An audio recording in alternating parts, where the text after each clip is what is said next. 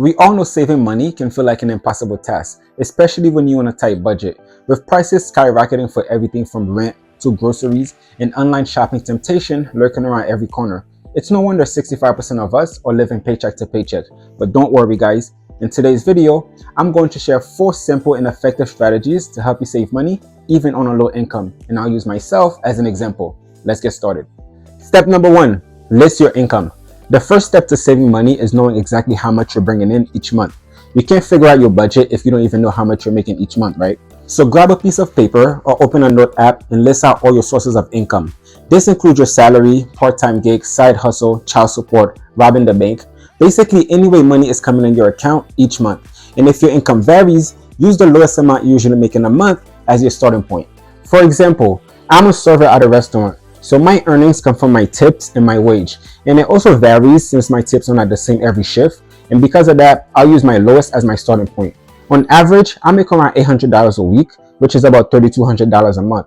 And that's my only source of income. But then again, if you have multiple streams of income, make sure to list all of them.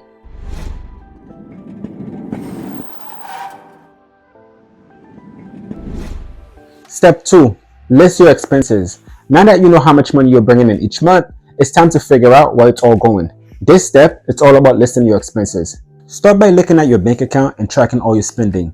Write down everything you spend your money on each month: rent, utilities, groceries, transportations, insurance, subscription, and even those little coffee runs. And guys, be honest and thorough because it will give you a clear picture of all your spending habit. For instance, most of my money is spent on rent, groceries, subscription, in the gym. I don't really have utilities, so I just replace that with the internet, which is about $87 a month. I have my phone bill, which is at $119 a month.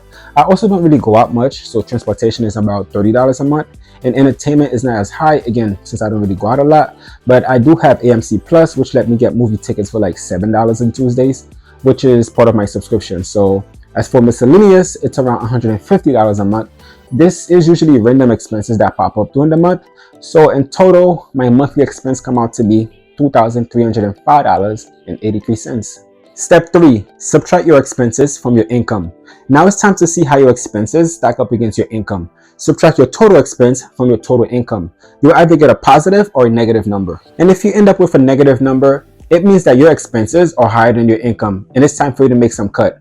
Start by looking at your budget and seeing where you can trim the fat. Do you really need all the streaming services? Is it necessary to go out partying every week? These things aren't bad, but if your budget doesn't agree with you, well, you have to start making some changes. Dining out is another area that can drain your wallet. Try reducing restaurant visits to once a week or cut them out completely if you need to save more money. Try cooking at home. It might take a little bit more effort, but it will definitely help you save more in the long run. Shopping is another big one, right? It can be really fun, but unless you truly need new clothes, try holding off on buying new things for a while. That's exactly why I recommend only shopping sustainable fashion, since the materials are higher in quality and they last longer. And do this with each line item in your expenses so you completely take out any unnecessary expense you don't really need. And if you did this and your total income after subtracting out your new expense is still negative, this is the part where I'll say you may need to consider an extra source of income, right? Like a side gig or side hustle. Which now leads us to step number 4. Save a small amount each week. What if you subtract your expenses from your income and it end up with a positive number? Well, great news. Now it's time to start saving. But here's the trick. Set up a personal saving account that's separate from your main bank account. For example, if you use Chase Bank for your checking, your saving account should be with a different bank. Why, you ask? Because it's too easy to dip into your saving if it's all in the same place. Don't believe me? Imagine this, right? You have $80 in your checking account and $500 in your saving. And you see something you want to buy for $100. What do? Well, you transfer the extra $20 from your saving account. Why? Because it's easy to transfer the money from your saving under the same account.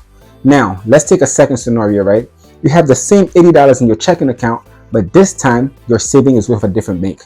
By having the saving in a separate bank account, you make it harder to access that money. For me, I use the Apple saving account on my iPhone. Every week after I get paid, I transfer $100 into my Apple saving account. You might be wondering, can't you just do the same thing with the saving account at your main bank and transfer the money anyway? Sure, but here's the catch. The external saving account usually takes 2 to 3 business days to transfer money back into your checking account at your main bank, which means during that waiting period, you'll have time to reconsider whether you really need the item or if you're just buying it as a waste of money. Plus, external saving account often offer a higher interest rate than traditional saving account. so your money grows faster. As for the leftover money after you've done your saving and budgeting, that's for you to use as you see fit. Spend it, donate it, or keep it for a rainy day. As for me, I try to use it for my YouTube channel. And there you have it, guys. 4 easy, simple strategies to use to help you save money on a low income. If you think this video was informative or useful, share it. Don't forget to like or leave a comment about any other ideas you may have. And don't forget to subscribe, you guys. Thank you, and I'll see you guys in our next video.